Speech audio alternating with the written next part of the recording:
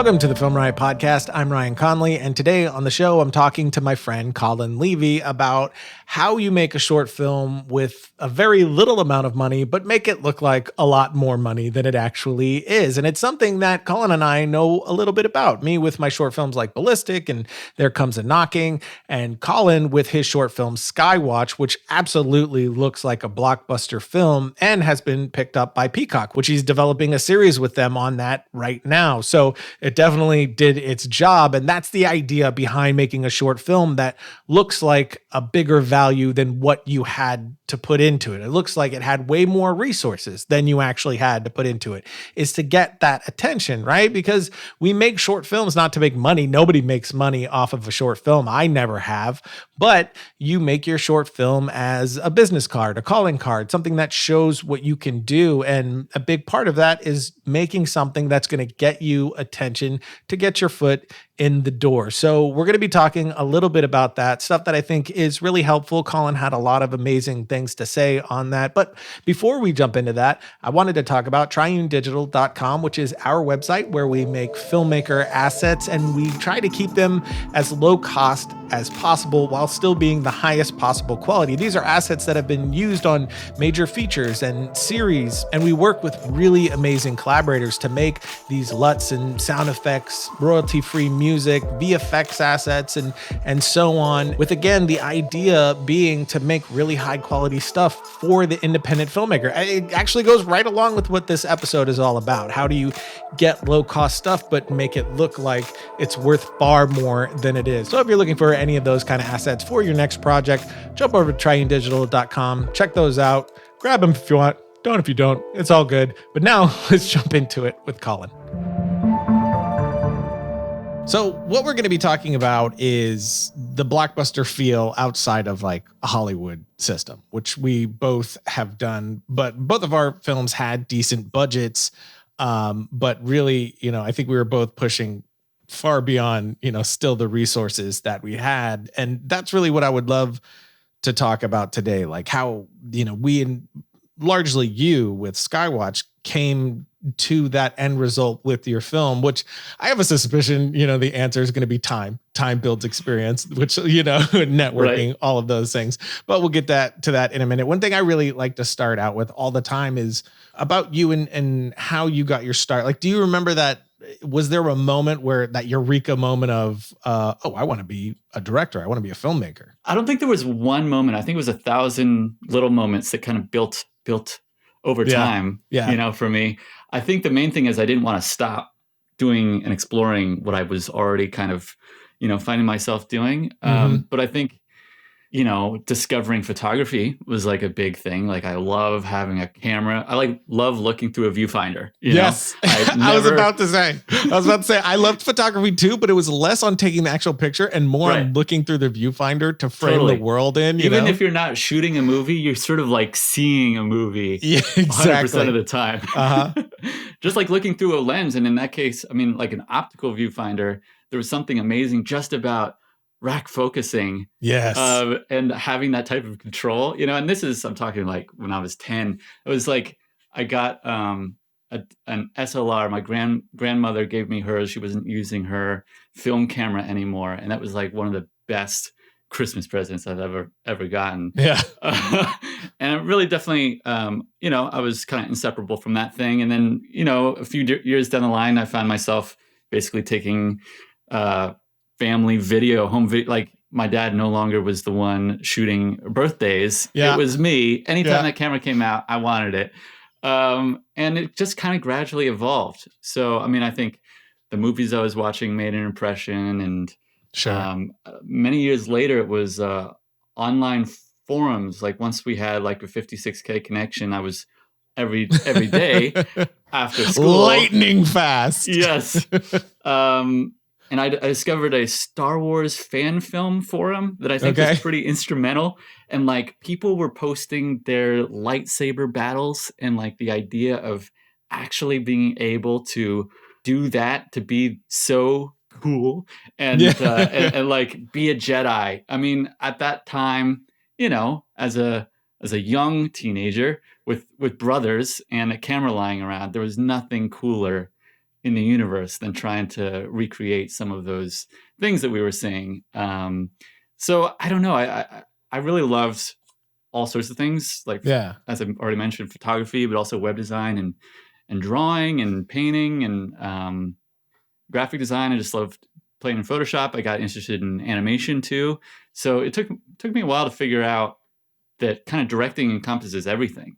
I mean, music too. I played violin at a young age and was always interested in maybe pursuing music. So it wasn't like a light bulb moment, but I'm so glad I fell into this path. Yeah. Yeah. And I can really relate to the idea of like all these things that you're interested in kind of, slowly but surely, wasn't purposeful on your part. It was just all these things that you were chasing that you're interested in. And then one day they all came together in one ball and you're like, oh, I needed all of those things. This worked out. Absolutely. And for every single project, you use all those skills in slightly different ways. Yes. But working with actors and I mean, the role of a director I think that's why, because we're going to talk about Skywatch, but obviously it's something that took years and years and years, but it was always interesting to me. And I think a huge part of that was because every stage requires something very different from you in terms of your skill set and stuff. So, I definitely have enjoyed getting, building up skill sets in different, subheadings. Yeah. And it's so true that each, the different facet is totally different than the other. You're constantly swapping hats. And that is a great thing for my low attention span of like, that's one of the things I love about directing. It always feels new. Like even between projects, like this project to that project, totally approaching it in a different way. It's a different genre. You have to handle it different. It's a different language.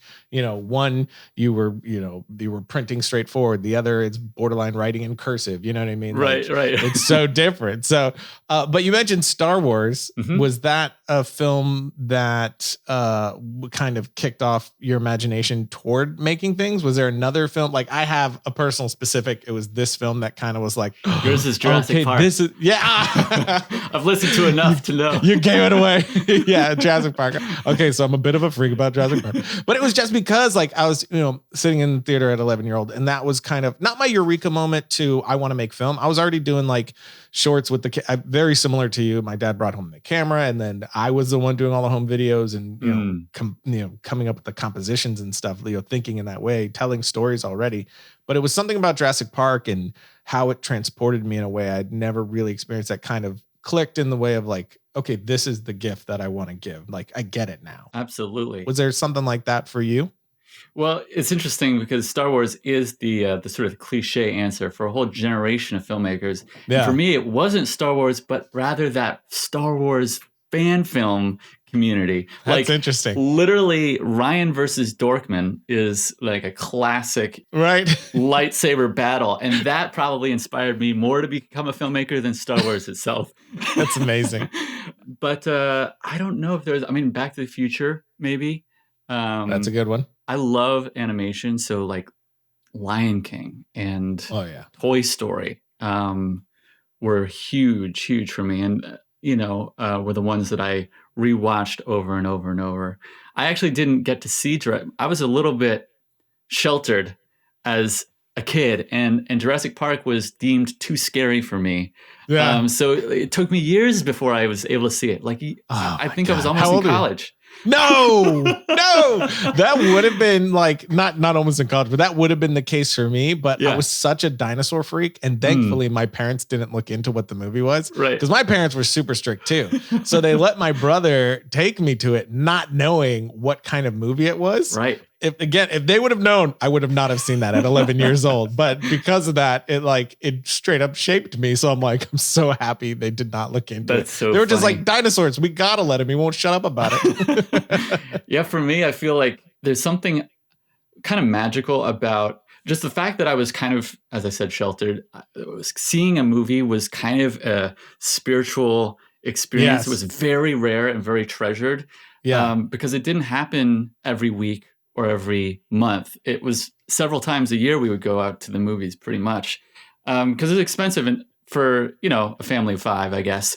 I just remember being hypnotized. Like whatever is happening here, I didn't understand it, but it was so transportive and so emotional.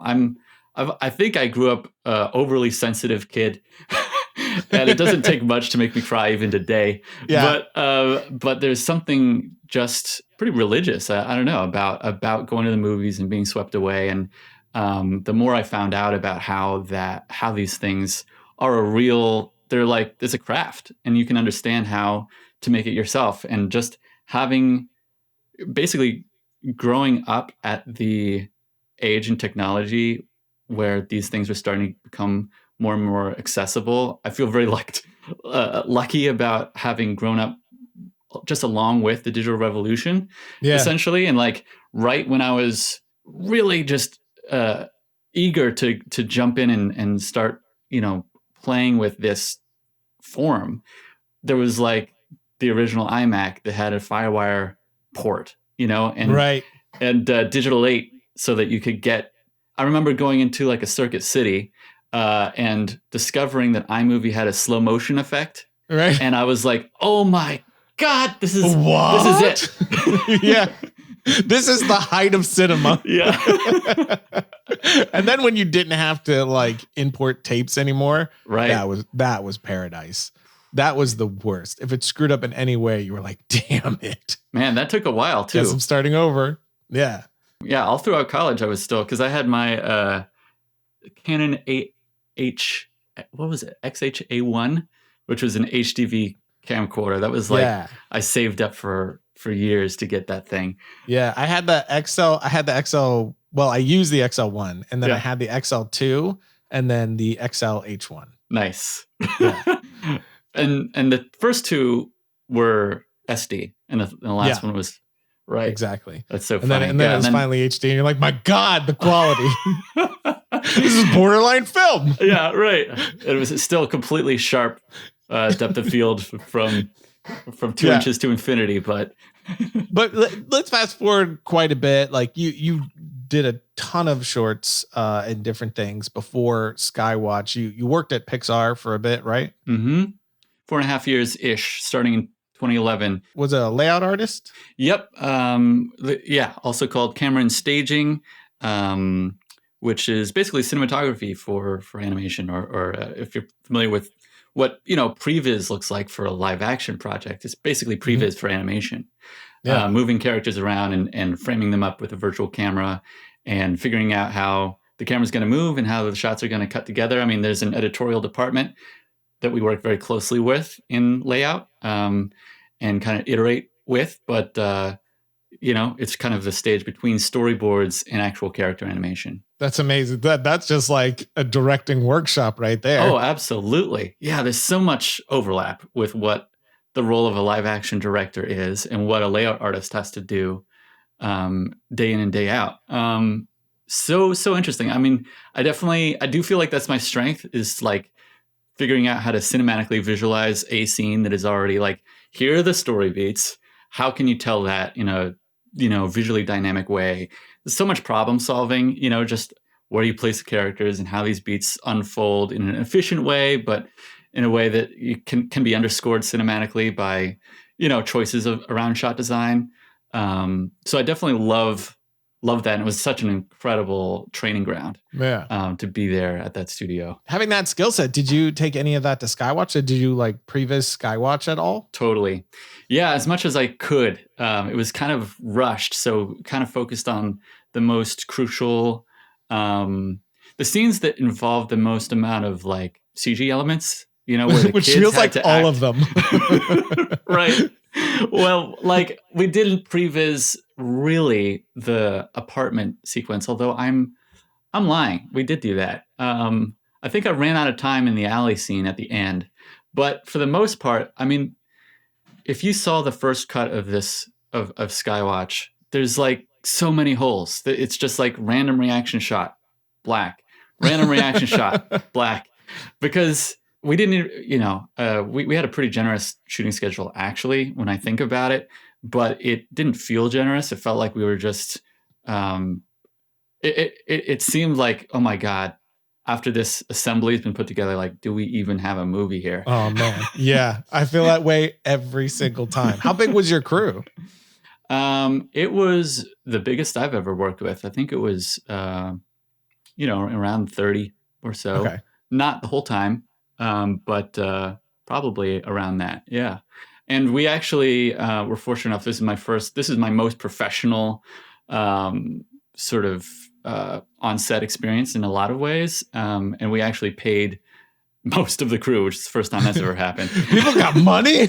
People got money. People got like day rates.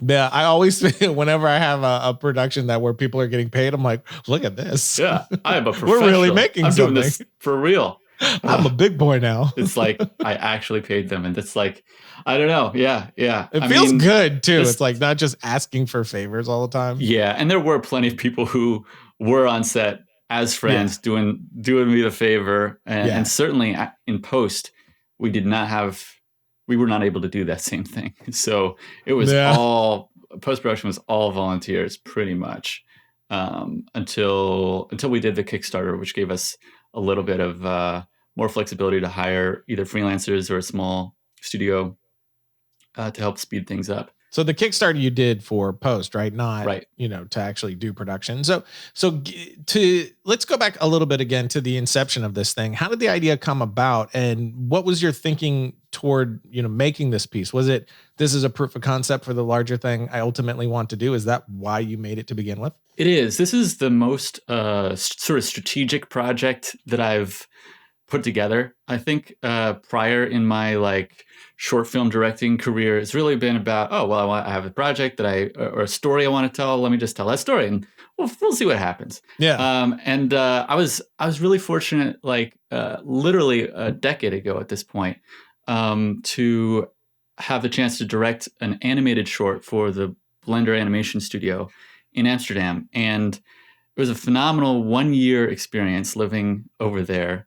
And I learned an important lesson with its release, because it kind of went viral. And that's when I first got my reps. And I felt like I was about to make it. Right. And the question that I got asked is, okay, great short. Where's the feature? What's the pitch? Mm-hmm. And I was completely unprepared. I was like, let me think about that. And, I missed my opportunity. Yeah. Totally missed it. And it's hard to craft a moment like that. And ever since then, I've been making shorts, getting better, learning stuff, learning how the business works. But when I came across more of the proof of concept model for kind of breaking in, basically, to the film business, that definitely seemed like it suited my path, my particular skill set. I typically do more visual effects-y, high concept genre-y kind of stuff that hopefully could do well online. And so Skywatch was conceived as a proof of concept for a feature. And it was really important to me that I be completely prepared in a way that I haven't been for any other project, with a pitch, with a deck, maybe with a freaking full, feature screenplay. And so while I was working on the short, I was also working on these other materials in the hopes that I could leverage the short into a real Hollywood moment. Yeah, that's amazing. And I think that's the most important takeaway, I think, of what this entire podcast will be, because I had a very similar scenario when I put out Ballistic. I was not ready for those exact questions. And I got my reps based off of that short, and we ended up building out, something to pitch, but there was quite a few producers and stuff that I talked to, and that all just fell away because I wasn't ready for the question of, well, what's the feature? And I was like, oh, I don't know. Isn't that crazy? Yeah. And I feel like it's so easy. Right. I mean, it takes so much work to put together a short film. Yeah. How can you possibly even have the bandwidth to also write a compelling feature? Yes. Or whatever. Right. It's its own job. And we might get to this later, but I sat on pretty much the finished short for a year before we released it to get the feature script in order. Smart. And there was a lot of sort of decisions, forks in the road, where we could rush things along or we could stick to the plan and be as prepared as possible. Yeah. And that's why I ended up taking the better part of, 6, almost 7 years. Dang, that is the amount of patience that must have taken. Because the second I'm done with something, I just want it out of my life. I want it online. I want to call it done, and I want to be like, enough with you. Leave me alone. So that is, trust me, crazy smart. I am so freaking relieved. You have no idea. Like I just walk around. 2020 for most people has been misery. Yeah, and I think my default, waking up and realizing I don't have to work on the Skywatch short. No, now just a series. It's just right. It totally is offset. Even if it didn't turn into anything. Yeah. Like, obviously I'm in a very exciting position because it is being developed into something, and I have a lot to do with that. In terms of the day to day. But literally, even if nothing happened, I'm like, yes, I can move on with my life. Yeah, totally. But let's talk about how you made something that, totally looks like a giant blockbuster production, and you did it completely independently. And like you said, it took you 7 years, right? Total to do the thing. So there was a lot of patience involved there, which I think is another amazing lesson of, you don't need to rush and get a thing done and get out. You can take your time. Like that's one of the beauties. I mean, the model that I've done, it's less so. The way that I've gotten my budgets for the things that I've done is that there's partners involved, like Adobe or Canon or whatever. And we're going to use this stuff anyway. So, that's always been my approach. Hey, I'm going to use this gear anyway. If you help us, it'll just help make the project look better, which will make, your stuff look better. So it's a partnership. That's why I never call it sponsors, because we were legit. It's what we use. So, I'm showing this either way. This is what we're doing. Right. And Ballistic, Canon was on for a good amount of it for the budget. And that's because I had the idea of like, the C200 came out. It was like a sub $10,000 camera. And it's like, why don't I make the biggest short film I've ever done on a cheap camera and not the Alexa? And so I told them that just because, Film Riot. And I thought, that'd be a really cool way to do it. And they were all on board for that. But because of that, there are deadlines. There are they expect it out in a certain period of time to show the making ofs and stuff. So I am kind of beholden to that. Yep. So there is like a studio vibe factored to it still. Right. Which is fine. So that wasn't quite the way with the models that I've done, but there's other stuff that I've done that definitely could have been that way, and I didn't do it that way, and I could have. I didn't need to rush it. So I think that's really well. It's great. Also really good to finish things. Yes, actually putting it out is a good thing. But you did. Yeah. I mean, I think that having done it enough for previous projects gave me the confidence, the faith that okay, this is a fairly linear process, and as long as I'm making concrete headway from week to week, eventually it's going to get done. Yeah. But man, 7 years that's too long. That's way too long. I don't want to work on anything. Yeah, you basically made Lord of the Rings, the entire trilogy 3 times. Right. Yeah, I made 10 minutes. It was literally about a minute and 15 seconds a year that I produced. Yeah, but I mean, you can't argue with the results. It's true. You got your series.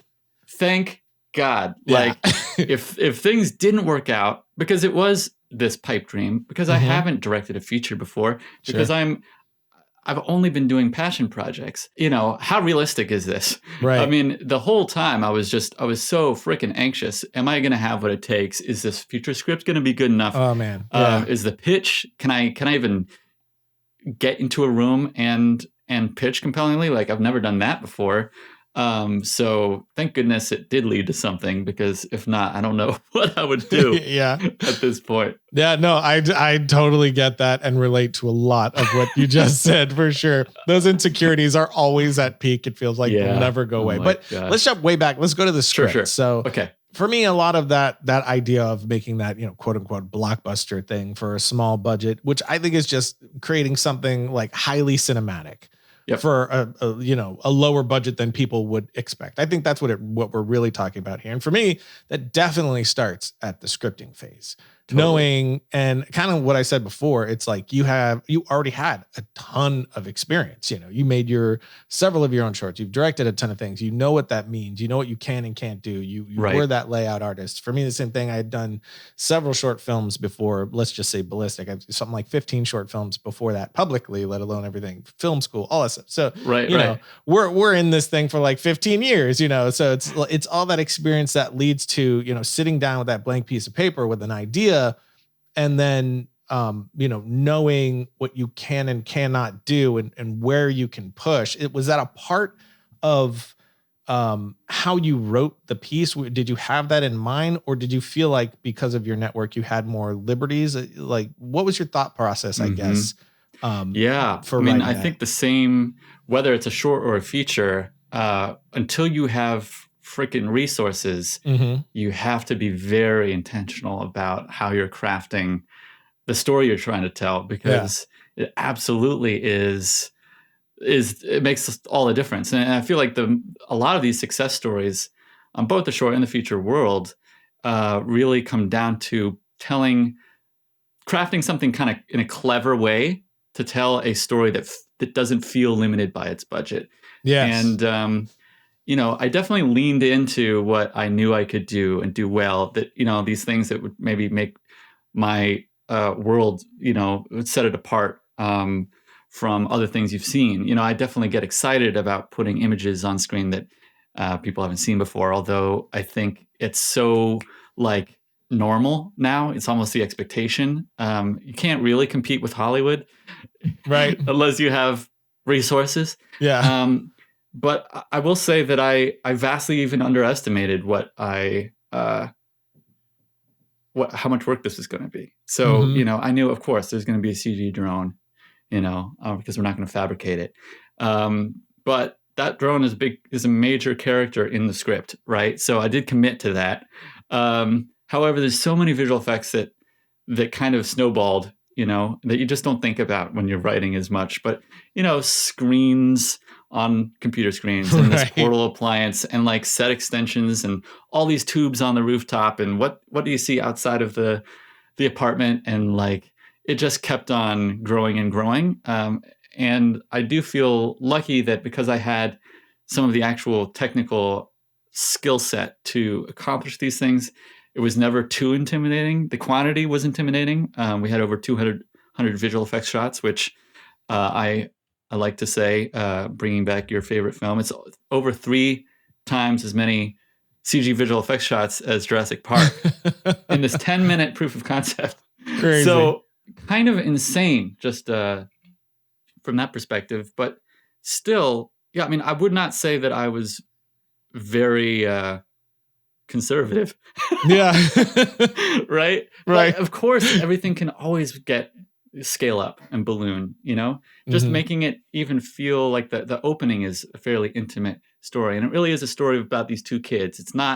It doesn't involve a huge number of characters cast wise. Yeah. But we did have multiple locations, and, it's also, just to say it, the feature script that I was writing based on this short was really freaking big. I mean, it's not something you can make for under $10 or $15 million. It's probably not something you could comfortably make for under 25 or 30. And that, I think, could have maybe been a strategic error, because I haven't directed a feature before, and this is my whole game plan. Yeah. It would have probably made more sense to write something contained, right, where I could still bring those strengths to bear. I could still be strategic about where we need to really blow the audience away, but like with a lot fewer shots. So I think if I were to start over, it would definitely be more contained somehow. Find a way to tell the same story in a less labor intensive way.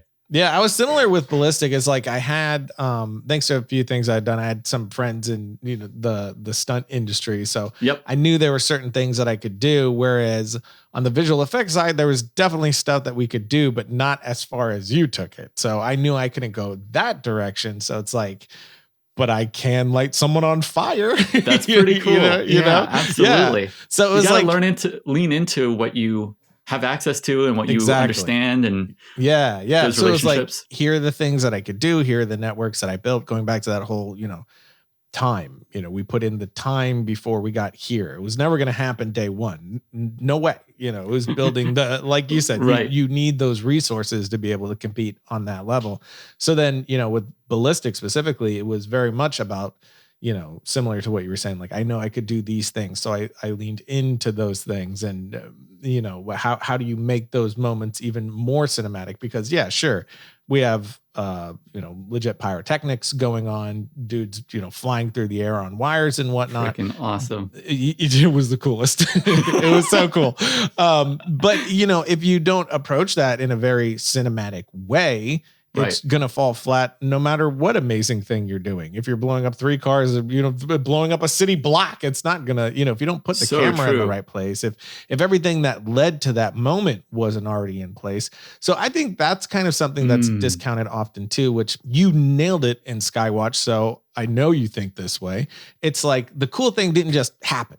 Right. You built to that cool thing. So it's Right. like, you could think of it in terms of that music buildup of it getting stronger and stronger before we hit the big pounding, moment. It's the same thing with the scene, connect with the characters, build those moments. Like you said, that your opening scene there was that intimate, relationship between those friends, and then building on top of that until they got into danger. And now once they're in danger, I'm in it, I'm Right. there, and it feels cinematic and it feels bigger because emotionally it's grounded.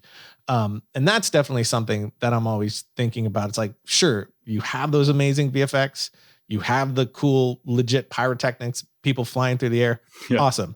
But if you don't have the other bits, the other ingredients, that's just going to taste like, a bland stew. Absolutely. Yeah. It's so true. Everything you just said. And it's the hardest thing to do, Yes. to just like getting an audience to care about your characters is a bit of a dark art. I mean, writing in general is just so hard. Yes.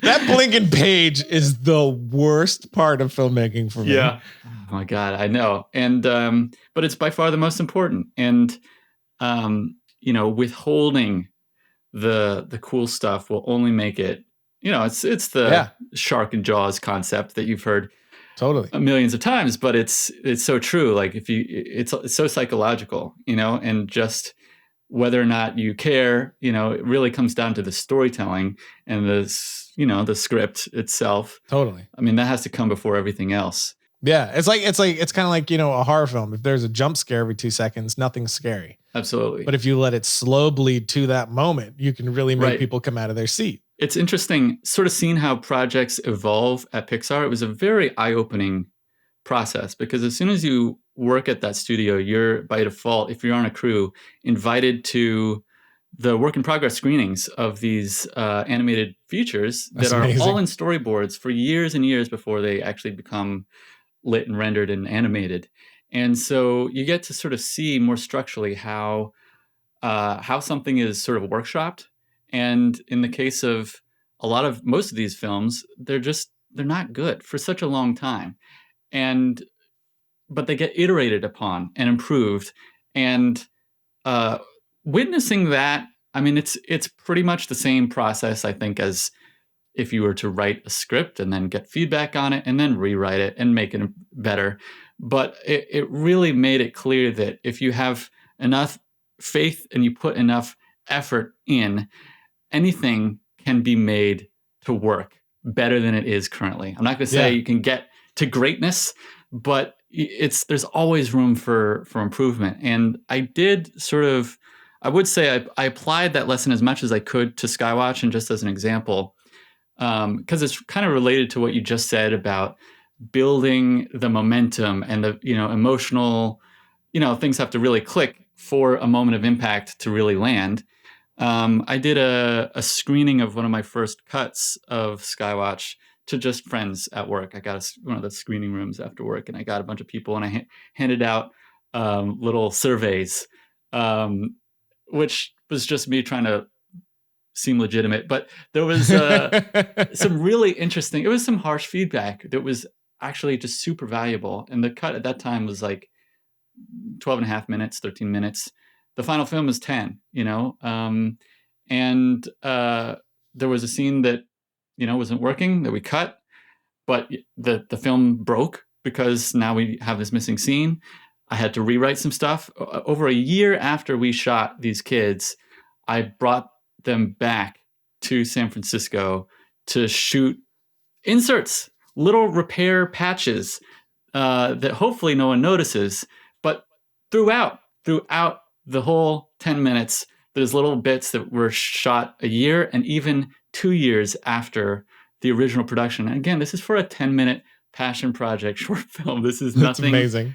Like, it's stupid that we had to do it, but I think it was, for me, because we were putting so much time and effort and money into this, having it not be great was just not on the table. Yeah. Like, yeah. I can't, it's just, this is the only way forward. We have to just solve these problems the best we can. And I think it made a huge difference for how the film plays, and, I wish I could have somehow figured out a way to avoid the pain of doing that. And I guess every time you do a project, you learn lessons, and hopefully I'll be able to spot these types of issues in the future. But definitely, like, constant iteration. And you mentioned, the previs, like, doing previs allows you to solve so many problems before you even get on set, or boarding, or whatever tools you have at your disposal. I'm definitely a fan of just chipping away, as much as you possibly can.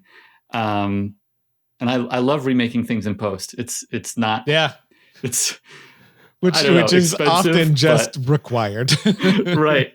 You just don't have a choice. Well, that didn't work. Right. So when I shot Ballistic, one thing that we lucked out with is we were able to do kind of like pickups and reshoots, but only because we shot it in 2 parts. Like, there's this whole daytime, all these action beats that happen. And that was shot in LA in, I think, January. And then the rest was like the nighttime thriller type stuff, which was shot in Texas in March. So I had time to go and edit what we had, and we were looking at it, and I realized this isn't going to work right now. Like, something's missing. And then, we came up with this idea of doing there's these like subjective, like, flashes, like inside her head, memory, like breaking type stuff. And, I figured if we have that stuff, then we can, connect this more and feel like we're into more of her head and sink the audience into the tone a lot more. So I just, my younger brother, Josh, who's, an up and coming director himself, I just would toss a camera to him when we shot the Texas stuff and be like, here's a shot list, go get these like trippy bits. And, we put Vaseline on the lens to get the, the weird look and all that stuff. Some lens whacking, stuff like that. And then he would just go off and grab those. So we grabbed all those extra pieces that was kind of this connective tissue, like thematically in a lot of ways, that made it all kind of work. So I definitely relate to you on that. And I think our first cut of Ballistic was 4 minutes longer than the final as well. So, the first bit of feedback from everyone, because I just drop stuff on Frame.io and send it out. And it was all just like, this is so long. How long was this scene? Does this scene? I'm in a prison. And it's like, okay, calm down. Just say it was long. But it's, it's just that constant. I mean, that's editing, right? It's like you iterate and iterate and iterate and iterate and chop away, chop away. Your anecdote reminds me of, and even your, relationship with your filmmaker brother. Like, my younger brother is also a filmmaker, and growing up, being able to just jump out into the backyard with our camera and make something, immediately go edit it and see what was not working, and then go back out even the same afternoon or the next one, and being able to have that fluidity between editing and production, which I would never have used those words at the time because we're just fooling around. But like, doing that and having that ability, that's the ideal. And you learn so much by doing that kind of thing. So I'm glad to have had, the kind of that background of training. Yeah. I mean, Film Riot, my show Film Riot's kind of been that for me. I've been doing it since 2009. So it's 11 going on 12 years. Amazing. And one side effect that it had was, because it kind of bummed me out in the beginning, because I had a full-time job while doing Film Riot, right? And now we can churn out an episode pretty quickly because we've been doing it for so long. It's like second nature. But in the beginning, I was still figuring out like, what is this format? What is this thing? And I would do like 4 sketches in one episode sometimes because there would be like 2 custom ads and then 2 sketches or whatever it was. But even if it was just one, every week without fail, I'm having to come up with, well, what's the episode? Try it, do it, and then come up with a sketch for it, and then shoot that, edit that, and I was the only one doing any of it. Like I did all of post pretty much by myself. So it ended up being this thing that I felt like I was bummed because it was never quite hitting at the quality that I could actually do at the time, because it was like, normally I would do this in 10 days, but I'm going to do it in half a day, like literally sometimes. But that effect that ended up happening was kind of like this wax on, wax off of never being too precious, just doing stuff and moving on, getting the audience's reaction, seeing, that immediate, very honest YouTube comment section, totally. Seeing how people reacted to it, even showing people, it kind of built out, me understanding how to connect with an audience and, how to, connect them to the characters they're seeing, even though it was these stupid, goofy little jokes, these 30-second pieces. It's kind of what you were saying. It was that assembly line, that like rotating door of another thing and then another thing. And then, totally, never spending too much time on one thing to really sharpen the blade of concepts and process and just the content of it all. And pacing, which is such a huge thing. Like, how do you display this thing to an audience to connect with them on the level you're intending to, which really is that cinematic need. You're never going to hit that, like, this is, cinematic to me unless you connect in that way. So it was this like really crazy, hyper focused sort of thing that I never intended it to be, but I was like, well, that was great. That's awesome. Well, you do that enough that then it makes sense to spend, I'm never going to actually encourage 7 years on a project, but like that stuff has to happen first. That's where you get your fast learning in. And then you kind of, at least for me, it was figuring out, okay, I'm going to put my eggs in this basket, and this is going to be the thing that I want to make as great as I possibly can. Yeah. And I know we want to talk about sort of the blockbustery stuff. I don't know if we've covered that, as much as you want, but I think we kind of have, though, right? Yeah. Because I wasn't 100% sure how to approach it when we started. It's like, what is that exactly? But I think we have, because it's like, you're, like you said, you're never going to compete visually with Hollywood without that network and without that time put in to get your experience to the point to where you can, deliver that level of thing. But more than anything else, even with that in your pocket, it's never going to land or work without that other stuff. And that's, I think what we've been talking about, for me at least, and so far where I'm at, I haven't made a feature yet. I'm pitching some stuff. We're developing some stuff, but I haven't made it yet. We've just done short films and stuff. But for me so far, that has been the truth of it. That's when even on a pitch that landed me a development of something that's, currently going on, that might never happen. You know how it is. Awesome. These things fall through all the time. So it's like, it doesn't mean it's happening, but it's potential. But those were the things, they had that core element. And that's really what they responded to. There were some concepts that, that's a really cool concept, but what's the movie? The concept isn't the movie.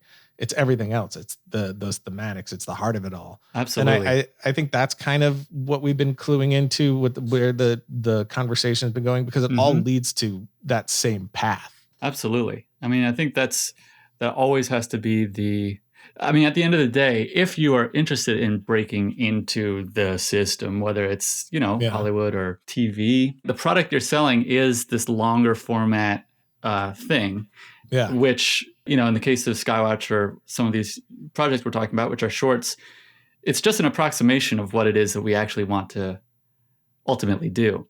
And so the sliding scale of quality is one that can be mucked with. If the characters are strong, if the world building is great, if there's an idea, if there's a point of view, if there's a unique voice, if what you are creating is something that the world wants to see, I think there's a lot of wiggle room. in terms of the ultimate visual fidelity that you're able to achieve, or even, performances or sound. I mean, of course, you want to make everything as great as it possibly can be, but the greatest visual effects can't fix bad writing. And and at the end of the day, what I'm making with Skywatch is, we're developing a TV show now. It's going to be just a faint shadow, or I'm trying to say that the short will be a faint shadow of what it is that we're creating. It's just the impetus. It's just a teaser. And, when we were like 4 years deep into this crazy ambitious project, we definitely did have conversations like, maybe this could just be a trailer. Like, does this need to be every project I do? Yeah. And maybe it could have, maybe it could have been, because at the end of the day, we had a feature script. That was the product. That's the thing that I sold, actually. Yeah. We've optioned the short, but not for very much. The feature script is what I'm adapting now for TV. So it's just really interesting in terms just to think about what has value and what, is the product that you're trying to sell to the market. Right. And many a feature deal have been made based on just short films. So it is possible to definitely set something up without having the rest. But writing something on spec has worked out really well for us. Yeah. And more I'm hearing, with most things, it's like, you need some kind of thing, so it's often like, yeah, it's cool that we can develop that, but you're probably going to need to spec it, right. The studio is not going to buy this one unless you have like actors attached and whatever. But I mean, exactly. When you're breaking in. Yeah. But ultimately, the reason of us even trying to make that blockbuster type film outside of Hollywood was to get it noticed and take it off into, yours was a proof of concept. I did another short. My last short was a proof of concept, actually based off of a feature script that I wrote. And we did the short to go along with it before we took it out.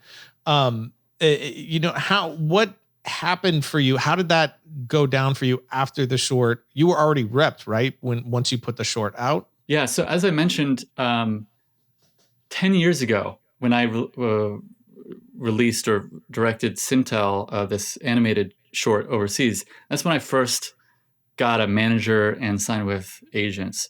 And then I went back to film school, and then I went to Pixar. And by the time you got repped, then went back to film school, you bastard.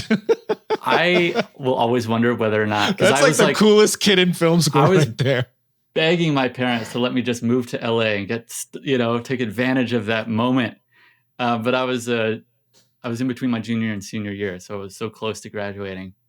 Yeah, I know. I did feel pretty cool. But what's crazy is that 6 or 7 years later, I hadn't done anything for them. They had done nothing for me. Yeah. I finally moved to LA and discovered those relationships were pretty much non-existent. I knew I was hip-pocketed, but I just figured by the time I moved to LA and I had this great plan with Skywatch, like they would be all about it. And they weren't. And so I ended up parting ways with them. And for a time I was unrepresented. I knew that I really wanted at least a manager to help craft that strategic moment with the release of the short film.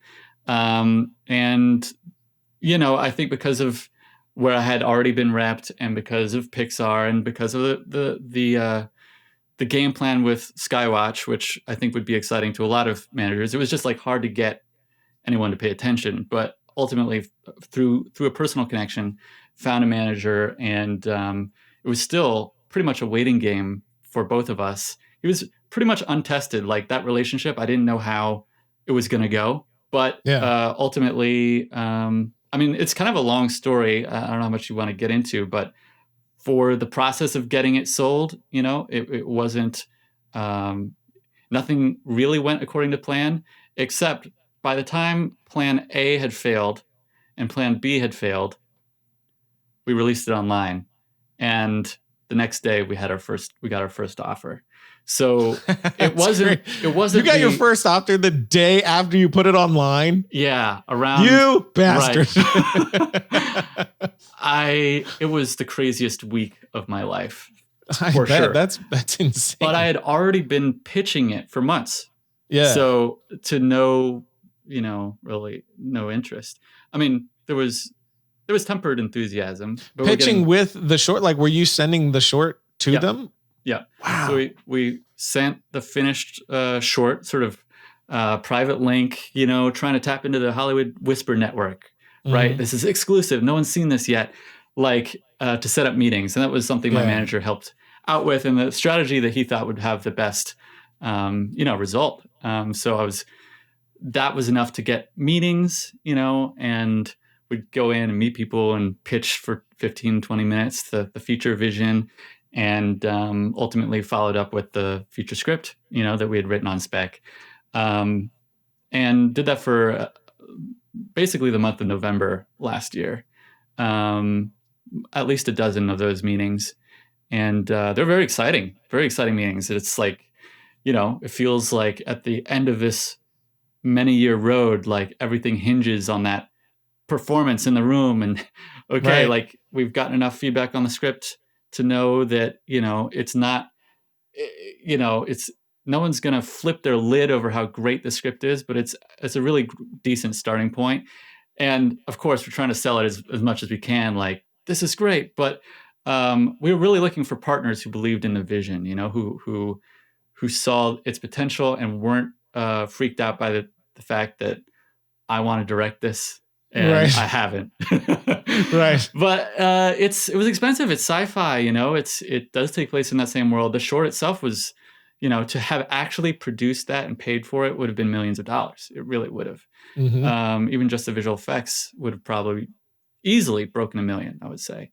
So even the opening commercial, which is like opens the film, it's like 15, 20, 30 seconds long. I think it's actually close to 30.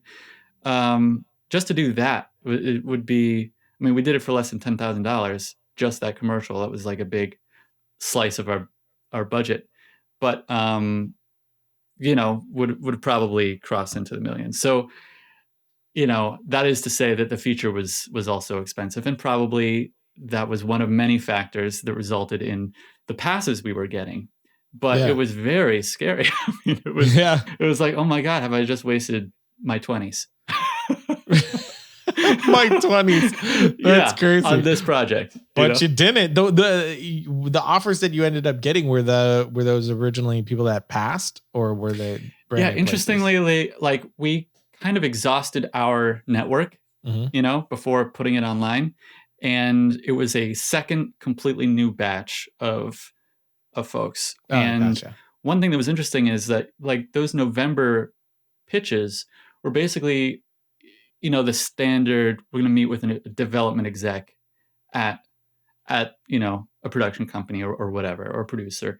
And, but oftentimes they're looking for material, and they've got, they can recommend things or bring it up the chain or whatever. Yeah. But the reason why we were able to get an offer literally the very next day is that I went and pitched to the president of the company in that case. And it was the decision makers they were in the room. So somehow people were sharing it enough, and it was, the heat that we were trying to manufacture in November happened a little bit more organically based on the launch online, which wasn't spectacular. I chose to release it on my own channel, which I think had like 3,000 subscribers at the time. That was a scary choice too, because there were other channels that were interested. Like we talked to Dust, which is a sci-fi aggregator. Like they've got the audience. They've got tons of sci-fi fans. It would have played great, and I think it would have had better numbers. But I don't know. It was something we just talked through and thought it was worth making that, taking that risk. But it ultimately ended up being enough. I think a lot of people saw it on Short of the Week. It also got a Vimeo staff pick. I don't know how the link, traveled or how people saw it, but it was definitely a frenzy. It's the type of thing that I was dreaming about and hoping might happen, but I just felt like I had no control over whatsoever. And that weekend, I did a lot of crying. It's over.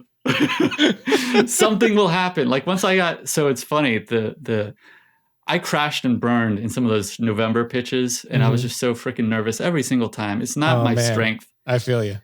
But after we got the first offer, it was like all the pressure was off because I knew something was going to happen with it. Yeah. And the pitches got so much better. Yeah. It's like a little bit of that confidence. Right. If you can get a win and you get a little confidence underneath you, it does so much. Cause I feel like that is not my thing. I hate public speaking. If I have to go on stage for something, my hands shaking, I want to vomit, is not my thing.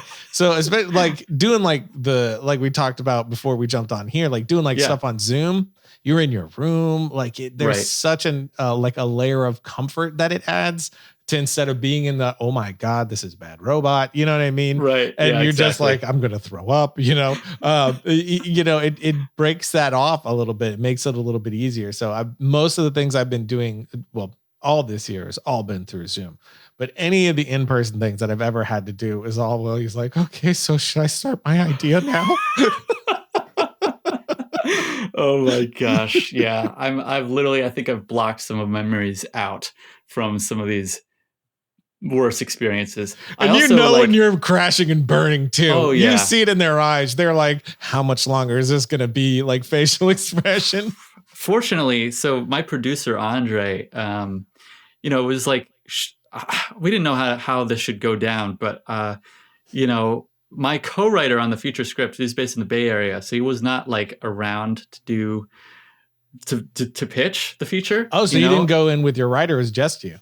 It was just me initially, but then I was like, Andre and I talked about it, but we felt like we could at least have each other's backs, and when I crashed and burned, which again, I did multiple times, Andre fortunately was there to pick up the slack, in some ways. So that was a comfort.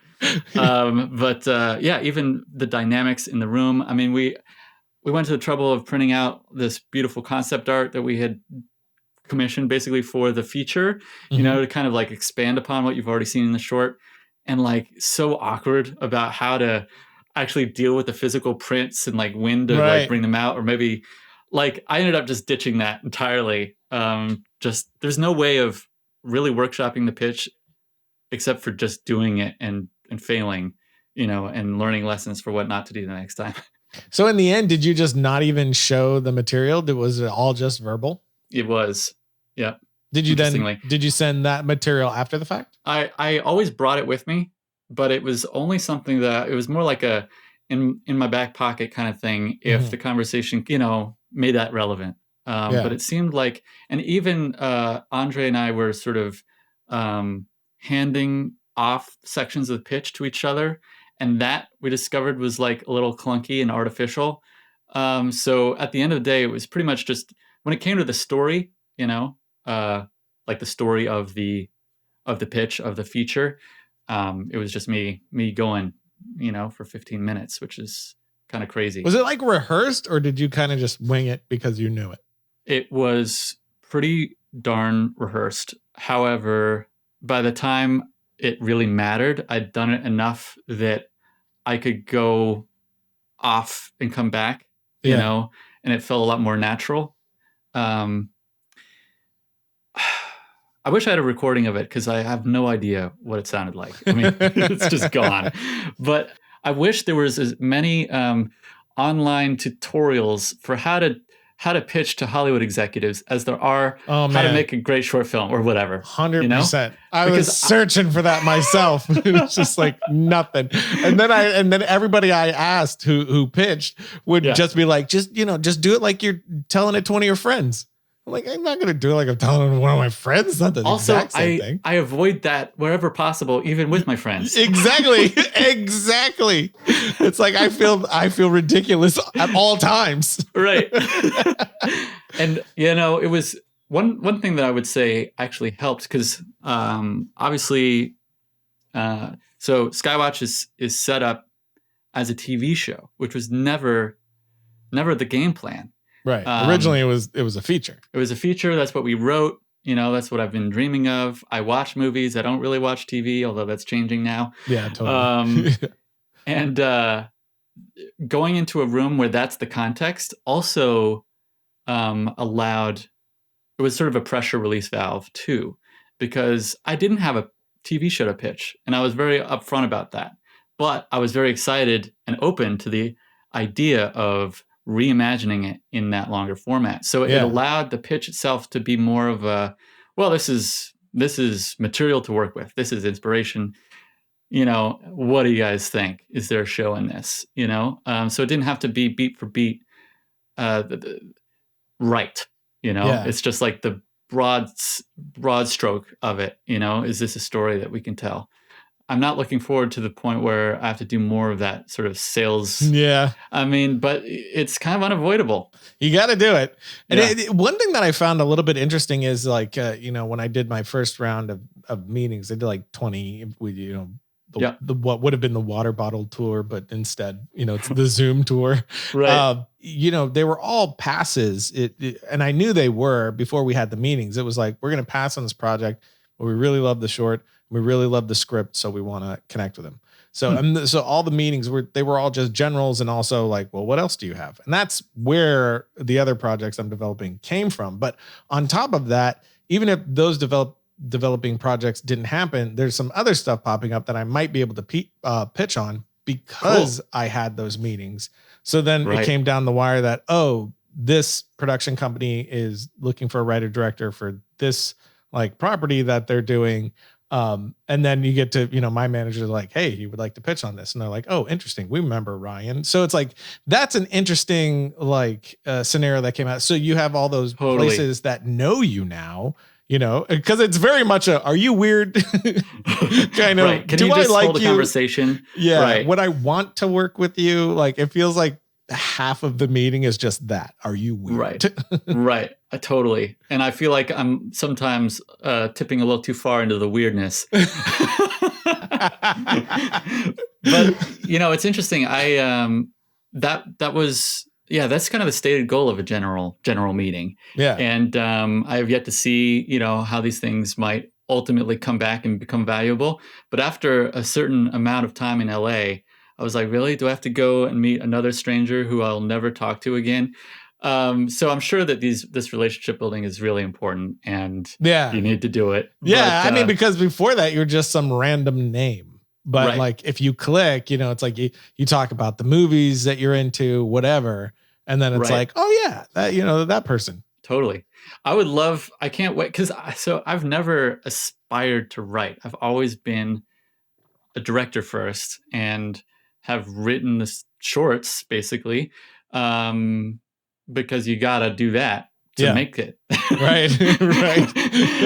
So I think there was a misconception I had around the time of Sintel, to go back to that sort of formative project for me, because they asked what the feature was, but I was like, more like, hey, well, you can see that I've got some directing chops, like maybe there's something else I can direct. I thought that's kind of how it worked. You just, I want to direct, so why would I also write? That's not how it works. Nope. Not at all. You gotta have your own material. You gotta own your own IP. And it's interesting that it took me, that's not even taught in film school, No. I found that out the same way you did, just through the course of those interactions of like, oh, I need to, okay. Right. But I'm really looking forward to the point where I can, because it does happen at a certain threshold where you've already established yourself, and you can be considered for open directing assignments, basically. Yeah, totally. Which is kind of what I was hoping for in the first place. But it's kind of ironic because, now 10 years later, I've found it so fulfilling to develop original material. And I've discovered that I quite enjoy writing, even though it's the hardest thing ever. Yeah. So, I hope to never stop. It's such a privilege to get this opportunity to develop something original that could turn into something real. But just as you said, it's pretty tentative. It's very dependent on how things unfold and whether or not we can deliver on the writing front. Yeah, totally. And it's the greatest thing on the planet. We get to imagine for a living. Right. So it's like, Yeah. Well, if you're lucky enough to make a living off of it, in the beginning, you're kind of imagining for free, hoping that it becomes a living at some point. Yeah. 2020 is the first year that it's no longer a hobby for me. Yeah. That's awesome. And I've been doing it for 17 years, basically, making shorts. Yeah. So I hope that next year it doesn't go back to being a hobby, because it could. I mean, it's so sporadic and unpredictable, but it's been so crazy to just know that, I mean, this is actually my job now, to write. And yeah, I'm technically a professional writer, not yet a professional director. Isn't that crazy? Isn't that like you keep telling yourself that and you're like, am I though? Am I? Right. Yeah. No. Am I really doing this? Technically, but not. Yeah. It doesn't feel like it. Still, imposter syndrome will probably never go away. From everyone I've ever talked to, it doesn't seem like it will. Yeah. It's so just funny. Seems like it's there forever. By the time I literally quit my job at Pixar, I still felt like I didn't belong, like really? That I didn't deserve to be there, that I'm an imposter. Yeah, it's so interesting. But I think those anxieties are part of what makes good work, It's like you're never satisfied either, right? It's like everything is not as good as it could have been. So it's like the next one will be, but it's not. But then the next one will be. So it's it's like, not. Yeah. And it's like all the most talented people I know feel that way and think that way. It's only, the people that should be thinking that way that don't think that way. You know what I mean? So it's like, it's that lack of, satisfaction innately in us, I think, that drives us, further and further down the line. Maybe not the healthiest sort of psychology for a human being. Maybe not. Maybe good for being a filmmaker. It's good for art. Yeah. Huge thank you to Colin for taking the time. If you want to check out his short film, jump over to filmriot.com/podcast. Find the episode page for this episode, and you'll find the short film there and a bunch of his other work. He's done so many amazing things, especially around Blender. He's made some incredible animated shorts, so definitely go and check all of that out. Of course, you can find me online at twitter.com/Ryan_Connolly. And until next time, don't forget to write, shoot, edit, repeat.